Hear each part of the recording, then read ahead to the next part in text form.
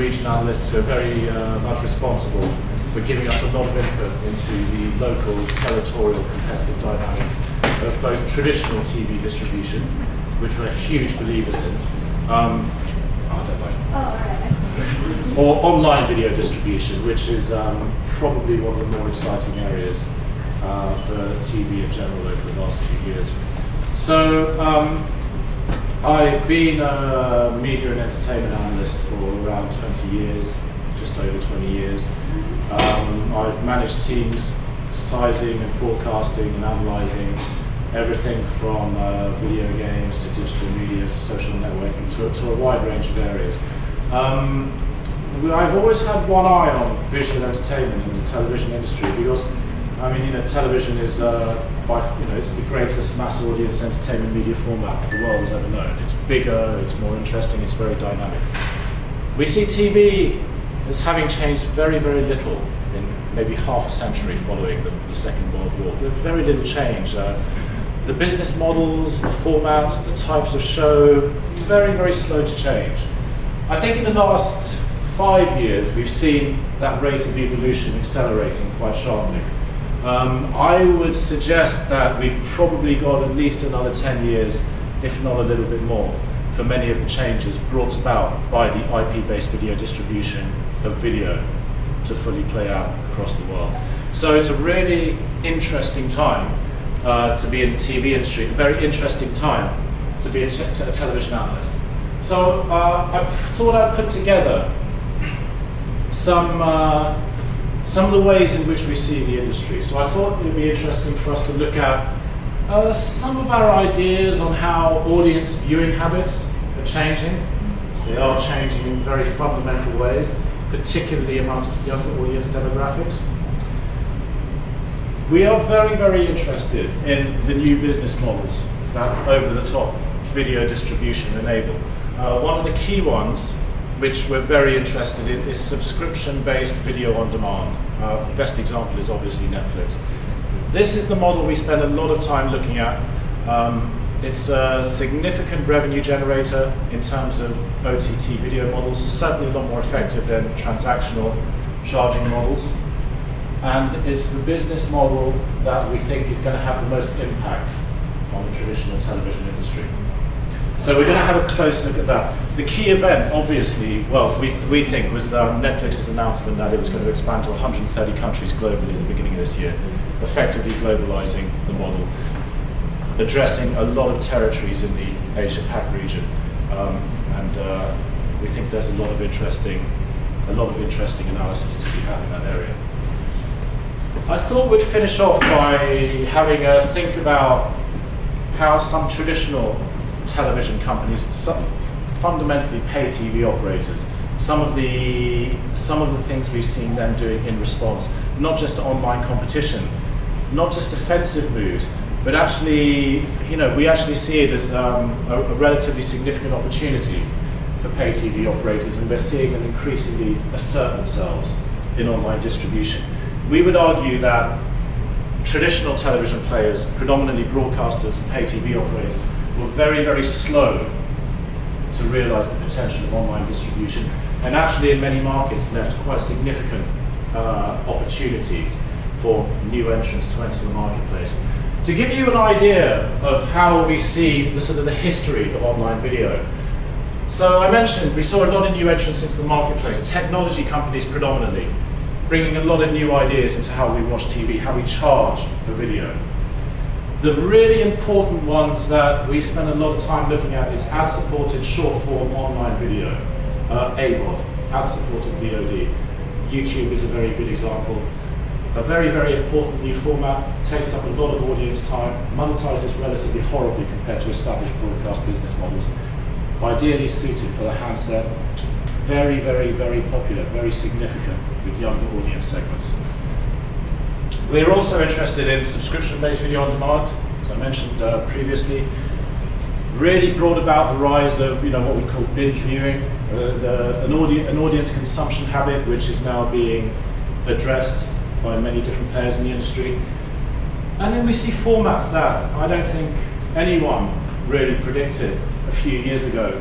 I mean, the idea that someone could build a significant business from streaming themselves playing a video game is something I think would have been received relatively skeptically until, maybe a few years ago, when a company specializing in it managed to sell themselves to Amazon for over $1 billion.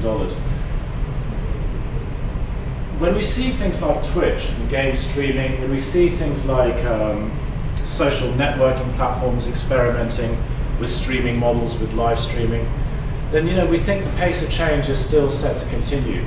We think it's we look back at all of our records, we look back at what other research firms are doing. No one predicted Twitch. So we look forward over the next 5 to 10 years. We think it's important to stay very humble in the face of a great rate of change, because the chances are there'll be another Twitch, and no one in this room will be able to guess what it is. So we think it's a very exciting and dynamic time, perhaps from a regulatory standpoint, an unsettling time, because a lot of unpredictability in what types of service might emerge in such a dynamic landscape. So I mentioned earlier, we think traditional TV did a very bad job getting out the starting gates and competing meaningfully in online distribution. We think that they've actually gotten a lot better over the last 6 to 8 months. We're going to have a think about how broadcasters and pay TV operators in particular are starting to assert themselves more in online video.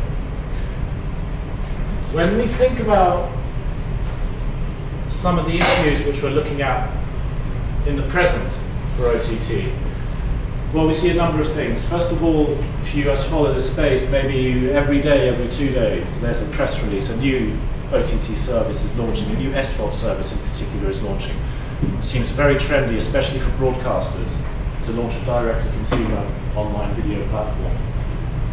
The trouble is, these are popping up like mushrooms now. There are so many of them, and they all need some kind of a content proposition.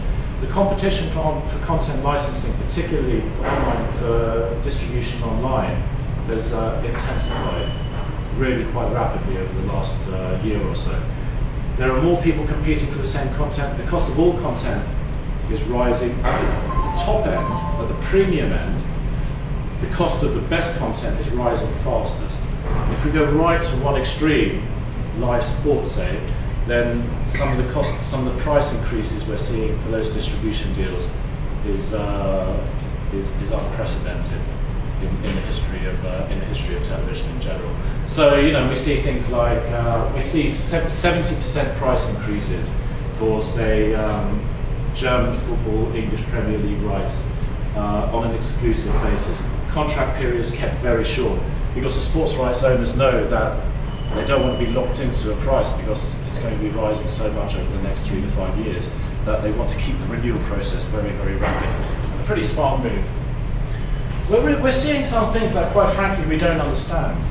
We saw Twitter buying the live broadcast rights for 12 American football games. This is a social networking platform with no history of live streaming, live TV, video participation generally restricted to just distributing other people's short-form video content. It will be fascinating to see what they do around monetizing these rights. One of the big things that we keep hearing is, these technology companies, they've got so much money. Why doesn't Netflix buy sports? Why doesn't Apple buy sports rights? Why doesn't Google buy sports rights? They've got enough money. We'll think a little bit more about that as we go along. But Twitter might be the first break in that particular dam. A technology company, a rich technology company, using its financial firepower to acquire a new category of content rights. We're also interested in social networking, using their distribution muscle and their large audiences to drive a TV or video experience. Facebook has been trying to get into TV for pretty much as long as they've been around. They make a number of efforts. It drives them nuts, and it drives Google nuts as well. Now, there's this huge area of entertainment consumption in which they currently have relatively limited participation, limited visibility. And these are things that they're desperately trying to address, mainly because actually that the most valuable advertising is still on live TV. And they're absolutely desperate to get a piece of that action. When we think about how viewing habits are shifting, then our attention turns towards younger audiences. So to like give you an idea of this chart. So this is some research done on UK audiences, segmented into 3 different age groups: 6 to 11, 11 to 15, and then adults. The height of each column denotes the number of minutes in any given day spent watching TV or video of some description. The red segment is live TV. We're pretty big believers in live TV. We'll come back to this point a number of times. And then we segment it to recorded TV on a PVR or DVR, free on demand, paid online, disc. And this is the one that really worries a lot of my clients the most: short form online video. So of course a few years ago we only have the red segment. One of the things which is a good news story is, as the entertainment industry has introduced new ways of watching television, average daily viewing time has increased. This is a very good news story. The audience is responsive to a lot of the new business models that we're offering them as a part of their entertainment diet. The big problem is in the appeal of short form online video to the 11 to 15 category. And then we all sit there around, everyone sits there, clients looking, doing research, they're wondering what happens when the younger generation grows up. Will these same habits, will short form online video occupy as large a share of the daily online viewing diet? Or will kids' habits change when they grow up and they'll start watching something else instead? I mean, one of the things we do think is the popularity of short form online video amongst younger audiences is largely is partly based on the fact that the mobile handset is a screen which the kid controls. They may not have control of the main screen in the household. So we do have the possibility that when these generations grow up and they do gain control of the main screen in the household, perhaps their habits will change. But the fact is we don't know. I don't think anyone knows, and if they tell you they know, I think they're lying. The fact is we are raising generations of audiences with viewing habits completely different to our own, and we don't yet know the impacts of that when they reach adulthood. We hear a lot of stuff about younger adults having a much lower tendency to subscribe to expensive pay TV services. This is potentially a significant issue for the industry going forward, mainly because short form online video is fantastic at winning large share of audience time. It's fantastic at driving massive reach, getting out to lots and lots of people, but it monetizes relatively horribly compared to established broadcast business models. This would be a large chunk of money leaving the industry if these habits were to persist. One thing that I will point out is that the overall levels of average daily viewing time, those have been pretty much consistent over history. Kids tend to have something better to do than watch TV most of the time, and when they grow up and spend more time at home, have kids, viewing time goes up. That's been historically relatively consistent, but we keep a very, very close eye on how this is evolving.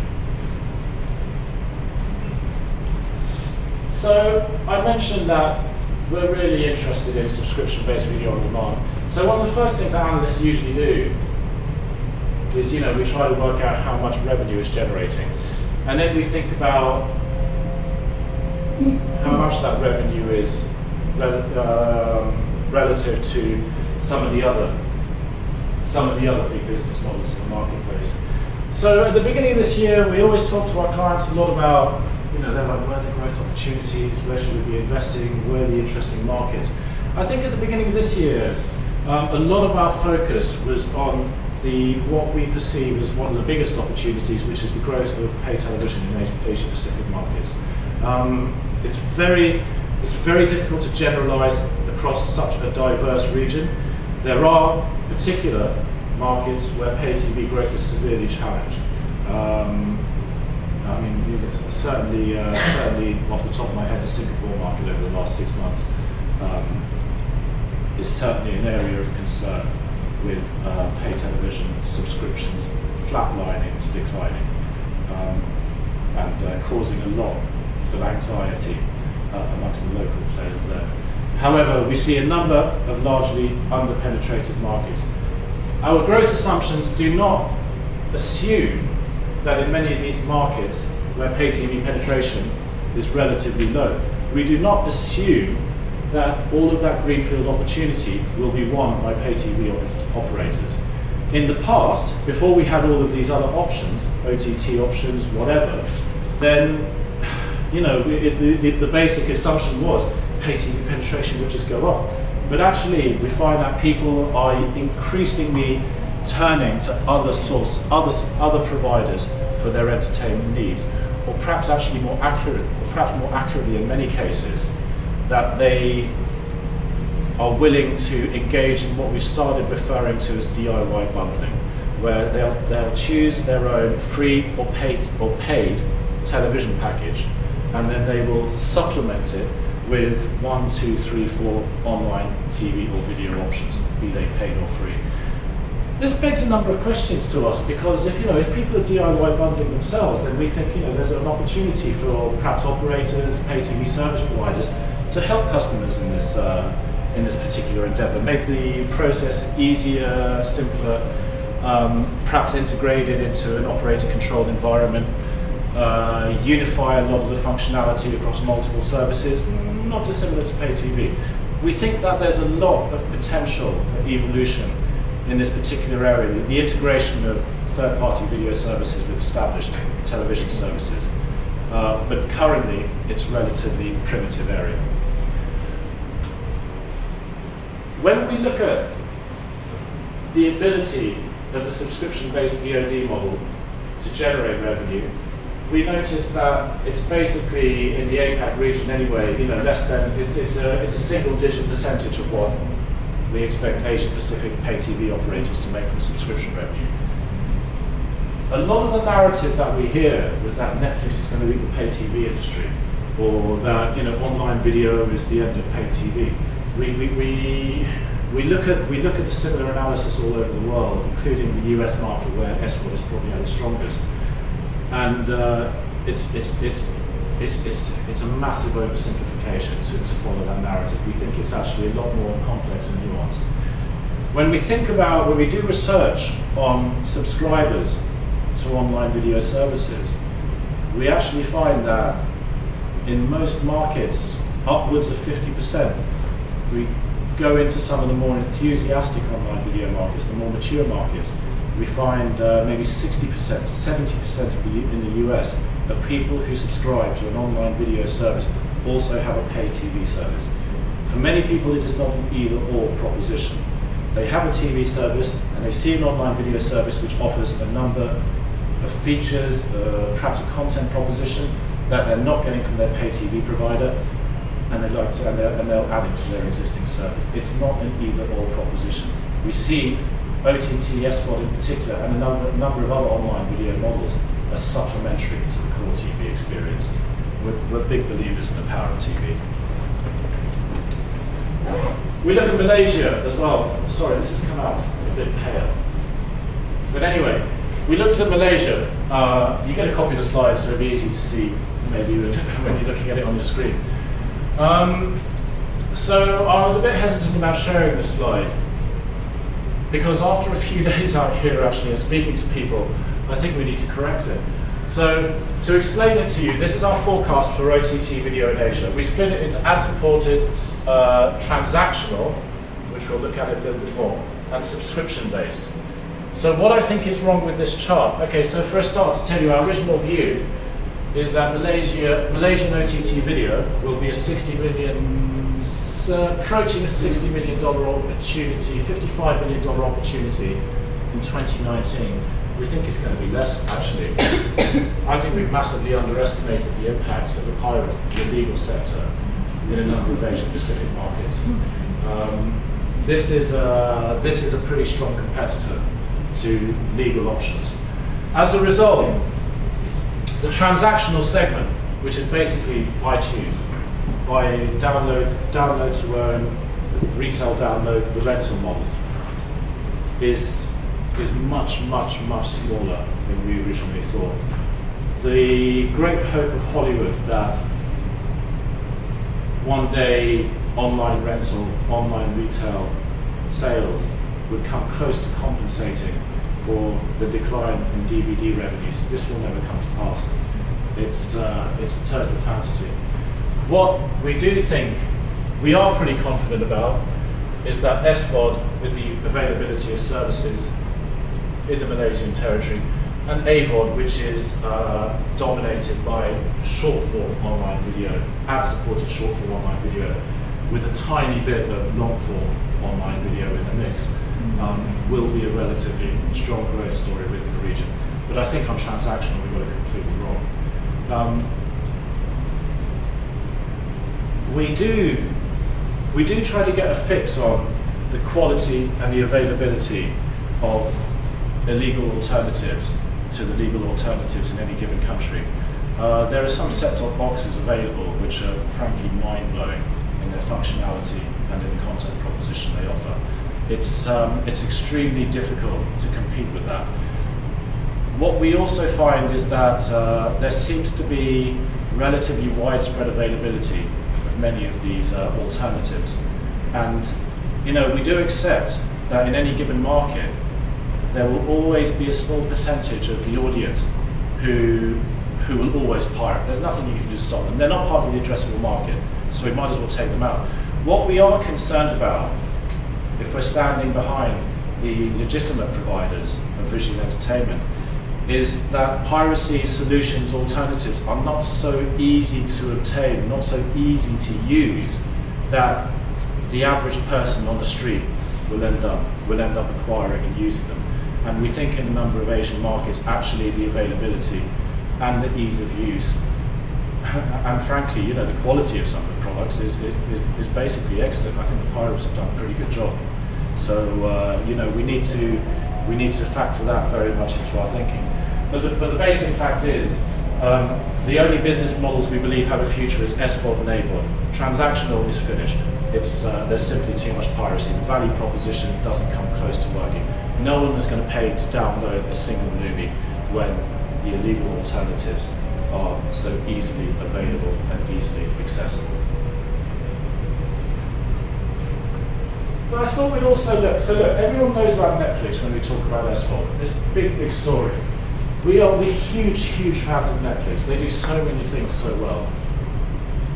But we also think that Netflix is very much an edge case. It's almost unique as an SVOD company because it's wildly successful. We'll talk a little bit more about some of the ways we think about assessing Netflix's growth potential in any given market over the next few slides. But of course, we also said there's new online video services, SVOD services, popping up all the time. And they come from a huge number of sources. So, we have things like iFix, Hook, View, with a regional focus, trying to do a similar-ish thing to Netflix, mass audience proposition, nice big content catalogue, roughly the same size as Netflix. Maybe partner with a lot of network operators to get it bundled with your broadband. Very customer-friendly, very nice proposition. We also have a big rush from broadcasters to launch their own direct-to-consumer services. So, broadcasters who previously relied on pay television distribution partners to reach the audience now think, okay, we can use the internet to reach them directly. Then we don't have to pay our pay TV partner, and we keep all the revenue for ourselves. This is the theory anyway. We also see some of the sports rights organizations, again, build multi-billion-dollar businesses on the backs of pay TV, and now they think, okay, we can go direct to the audience ourselves. A difficult balancing act, because for sports, there's no doubt that pay TV is the main revenue generator. So where a lot of these sports rights owners, when they're offering a direct-to-consumer service, it's usually in territories where they don't have a pay TV distribution partner. One of the great qualities of online, it allows you to expand across geographical borders without a huge amount of infrastructure investment. The trouble is, there's now so many of these, it's very difficult to sell yourself on a standalone basis. They all charge roughly the same as Netflix, but pretty much 97, 98% of them don't have anywhere near as compelling a content proposition as Netflix. The catalogue isn't as big, maybe not as many exclusives. Maybe it's based just on one broadcaster's output. It's much more limited, but they still want to charge around the same price. We're pretty skeptical about the long-term viability of many of these companies. We think that, well, let's take Thailand as an example. I think we counted over 10 SVOD services for Thailand alone.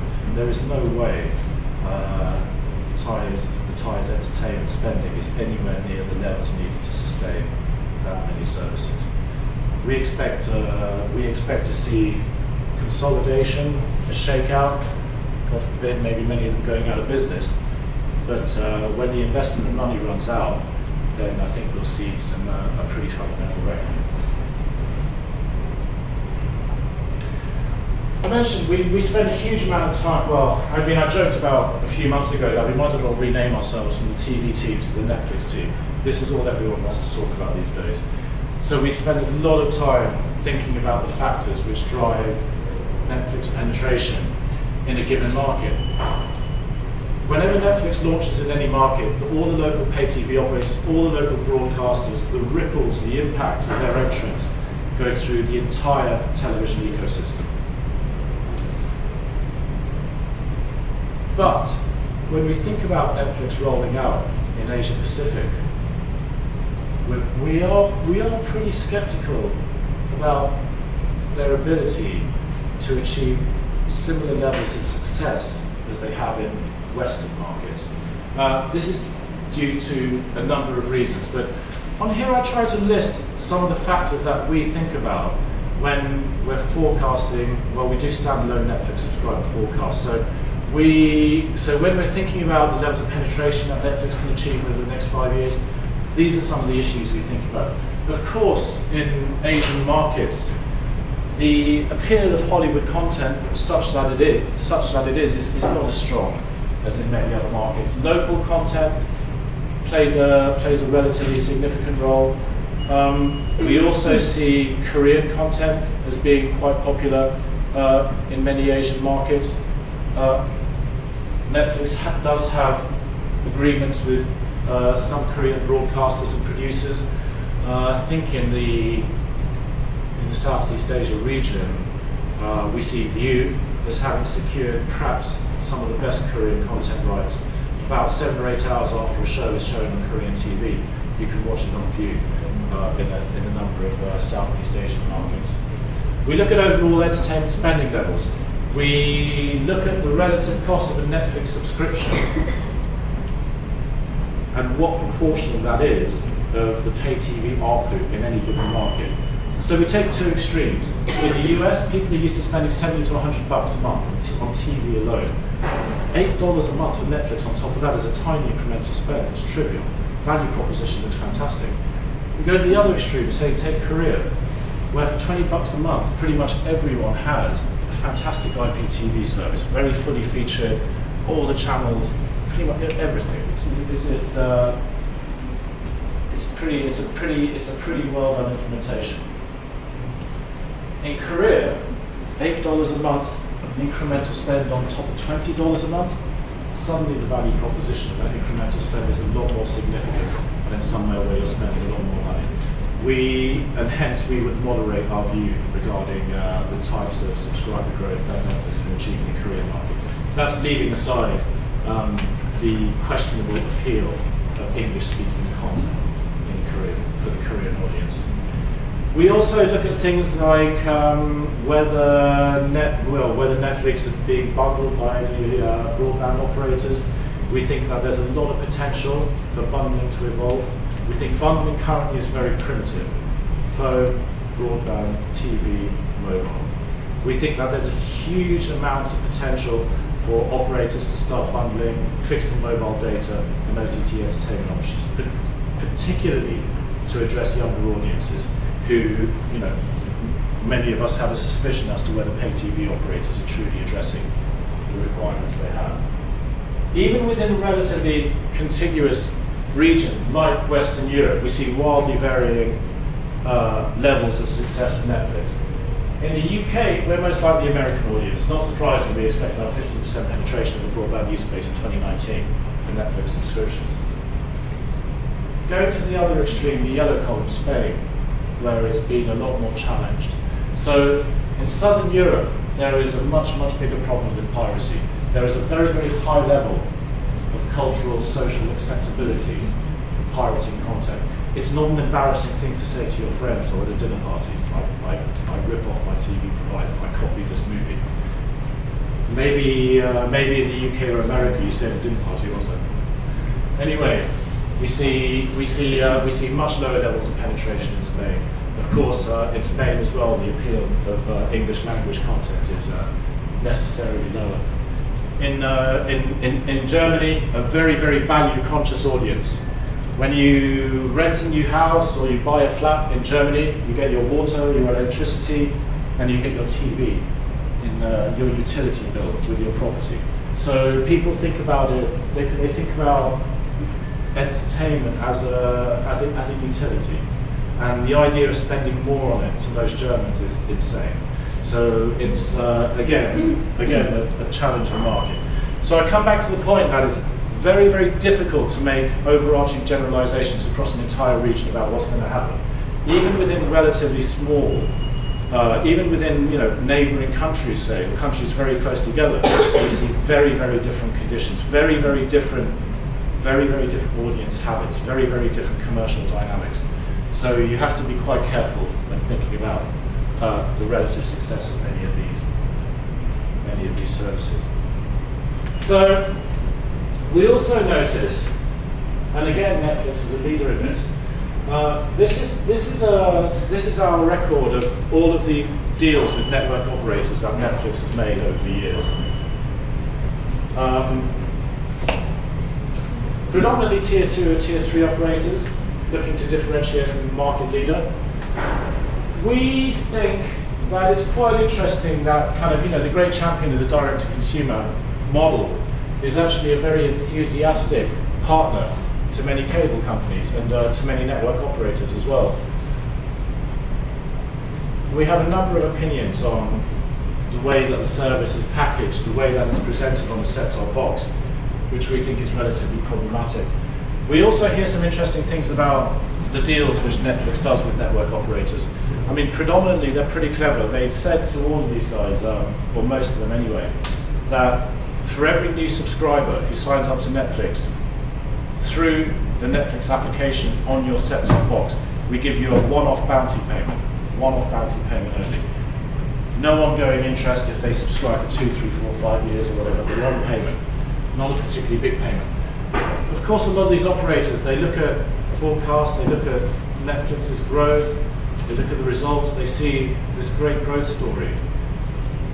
But the trouble is, most people don't sign up to Netflix through a set-top box. They sign up through a PC, laptop, or tablet, and then they log into the Netflix app on a set-top box and use it like hell because it's on the big screen. The network operator gets nothing. But maybe the biggest benefit that the network operators get in this instance is, we see instances where they try to drive the value of their broadband business. Say, okay, you like online video, maybe you should buy a more expensive broadband deal, faster broadband, uncapped broadband, much better for you. But we have a lot of doubts regarding the balance of power between Netflix and network operators. We do a lot of work around that. And so I thought that it would also be interesting to have a think about some of the responses we see from pay TV operators in particular to, when we say threats or competitive threats, but I'd actually sort of characterize them as opportunities as much as threats. We see one of the things that we saw starting to emerge over the last couple of years was pay television providers launching subscription-based online live linear streaming packages. So essentially you pay a monthly subscription and you get access to a number of live TV channels. The channels are relatively recognizable, what you'd probably get in a basic pay TV channel bundle, but you get less of them.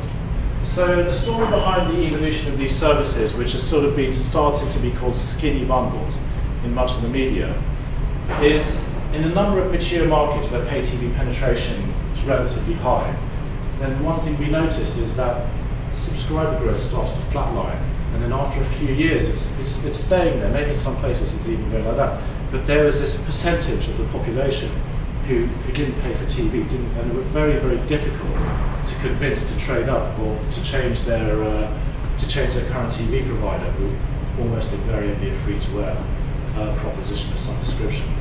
So they did a lot of research, and they big samples from a lot of countries say, why is it you guys aren't subscribing to our service? What is it about it that's stopping you from doing it? And so they hear a number of reasons.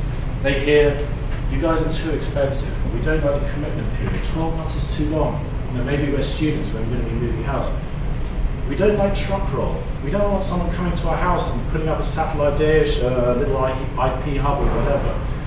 I don't like the idea of a set-top box. You know, some Americans charge their customers for the set-top box as well. It's seen as not a nice piece of consumer electronics. It's seen as a liability, a necessary evil just to get pay TV. It's not something people are particularly happy about.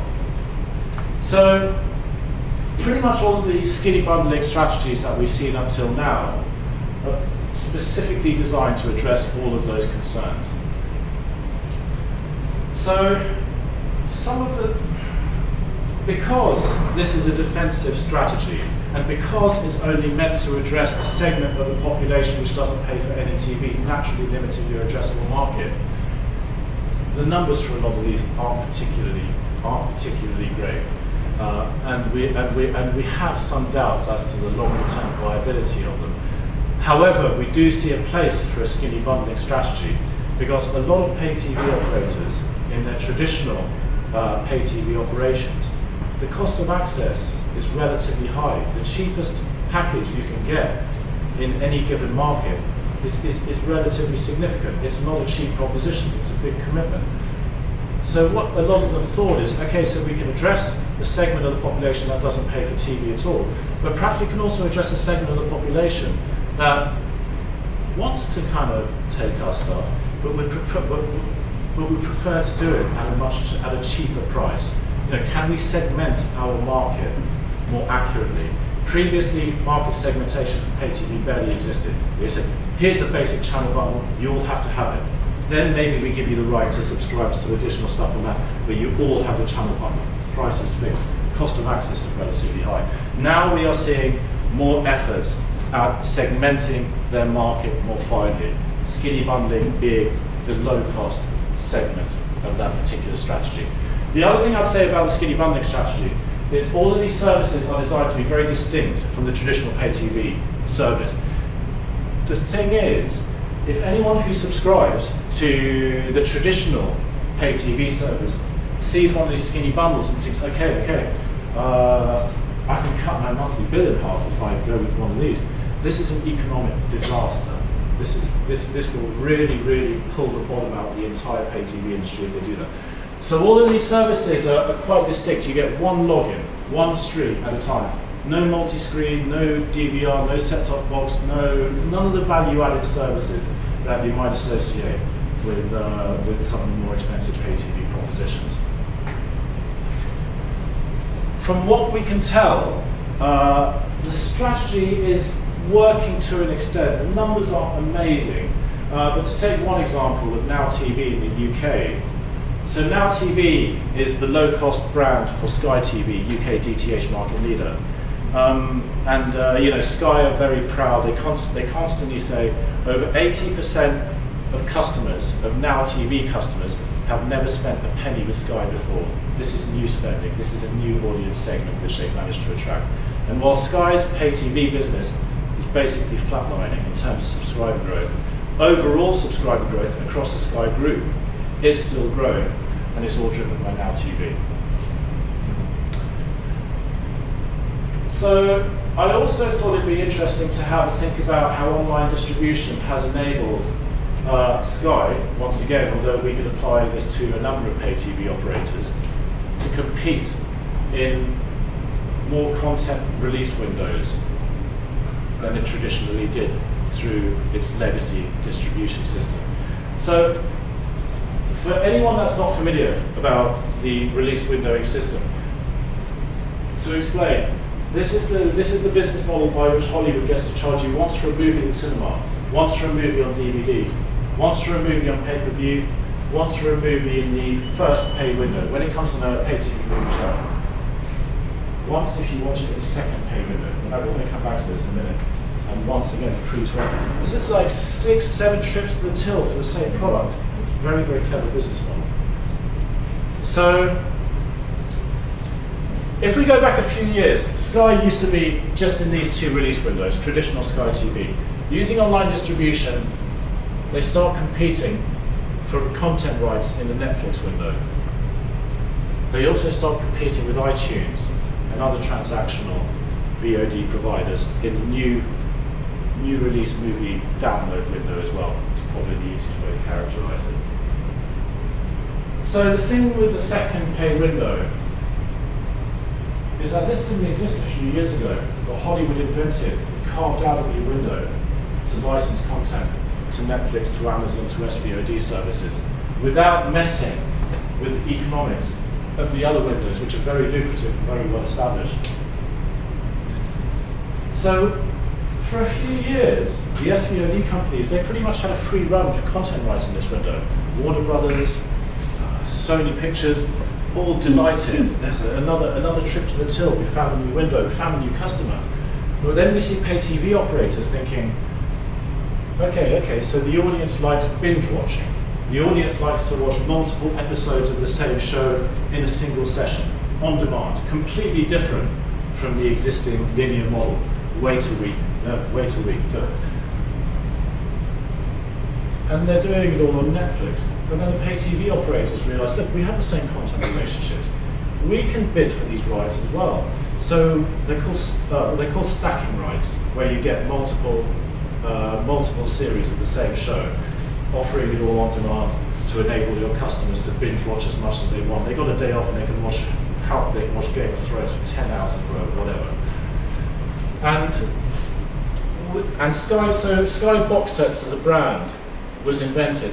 Now, one of the things that we very much believe is that high ARPU services like Sky, like most pay TV operators, have to constantly reinforce to their audience why it is their prices are so much more expensive than Netflix. It's things like VOD libraries given as a value-added service, as an add-on without an additional charge to all of their core pay TV customers, really helps them start to win this argument. Previously, they were absolutely getting murdered in this particular scenario by their online competitors. So, I think we also have a little think about Sky Store as well, because on the one side, they buy serious stacking rights to take on Netflix. On the other side, they decide to compete in the home entertainment window, the DVD window, the iTunes window. When a movie comes out on DVD, then it becomes available on movie download services like iTunes, and it's the retail download model. You pay for it, you buy it, you download it, you own it, it's yours forever. It's like the digital version of going and buying a DVD, basically. So we noticed last year that Sky Store started, and we were thinking, okay, so far so good, kind of interesting, maybe a little bit of incremental revenue opportunity, not that exciting, surely.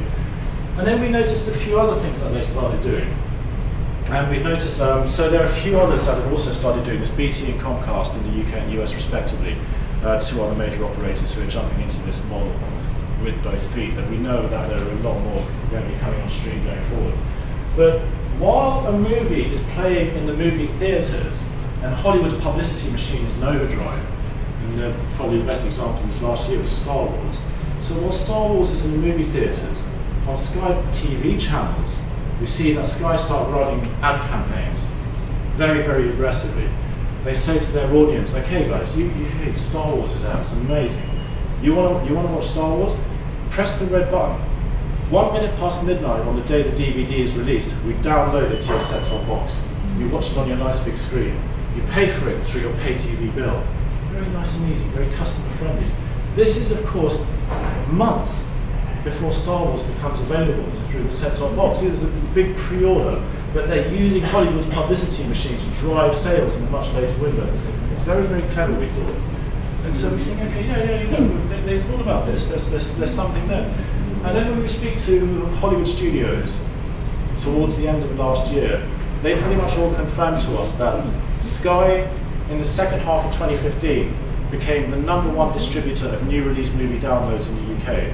Now in 2014, iTunes had at least 65% market share for new release movie downloads in the UK. This is a massive turnaround. This is a huge, potentially a huge opportunity for pay TV operators that get into this marketplace. So we see some research. Who are these people that are buying new release movie downloads from the pay TV operators? So we hear a number of things. First of all, just over 40% of the buyers had never purchased a new release movie download in their lives, previously in their lives ever. This is new spending, new entrance to the marketplace. They haven't used iTunes or Vudu or any of the other movie download services. It's like, it's a bit nerdy. How do I get it from my tablet or my PC onto my big screen? I want to watch it on my big screen. It's complicated, not customer friendly. Of course, you know, the pay TV operator is in a perfect position to address all of these concerns. We also noticed two other things about the people buying these movies. First of all, that it's skewed sharply more female and sharply towards older demographics than your typical movie download purchaser. This is a lot of new spending and new customers into the marketplace. We think potentially a very strong good news story for the industry. The trouble is, it's not going to work for every movie. You know, every movie isn't a Star Wars. You're not going to get that Hollywood publicity machine. You're not going to get that audience excitement, which might generate those kinds of volumes. So I think pay TV operators will be very selective about which movies they choose to do this with. You know, these are the big tentpole releases which everyone's going nuts about. You can't do it for every movie at all. But it's not a bad new business line to go into. They already have the relationships with the content owners. And one final point on those is that a day or 2 days after you get the movie downloaded to your set-top box, your pay TV operator sends you the DVD in the mail. Because it's in the home entertainment window, it's effectively the digital copy of your DVD or Blu-ray. So you get to get the physical copy of this as well for no extra money, which makes the collectors happy anyway. So we talked a little bit about how pay TV operators were very bad at segmenting their markets. We have seen an example of pay TV operators segmenting the low end of the market more effectively with cheaper options, the skinny bundle. As we go forward, we are now seeing pay TV operators addressing the high end of the market. This is obviously not applicable for every single market, or perhaps not to the ARPU levels that we're discussing in this particular instance. However, every market can be segmented into a high, middle, and low end, relatively speaking. As we said before, pay TV operators have usually done no segmentation at all. We're starting to see segmentation at the low end. One of the first high-end segmentation exercises we've seen is Sky Q in the UK. So the story behind this is, I mean, there are a number of factors behind it. Of course, predominantly this is the upgraded set-top box, the upgraded experience preparing for UHD or 4K with the new Premiership football season in a few months' time. But Sky Q also offers a number of other things, and you know, its inception was down again to a lot of research, because the number of people that will subscribe to Sky Q in the next year, 2 years, it's not going to be huge. It's going to be relatively small. But the thing is, even though they're small in number, this is a very, very high-spending entertainment demographic, a very, very valuable part of the audience to capture. So Sky Qs is an attempt to say to these people, do you want the ultimate viewing experience? It's going to be expensive. It's going to be very expensive. You've got to pay for the box, you've got to pay for installation, a higher ARPU. It's a full-on premium experience. Most people who go to Sky will be directed towards the middle bit, the traditional product.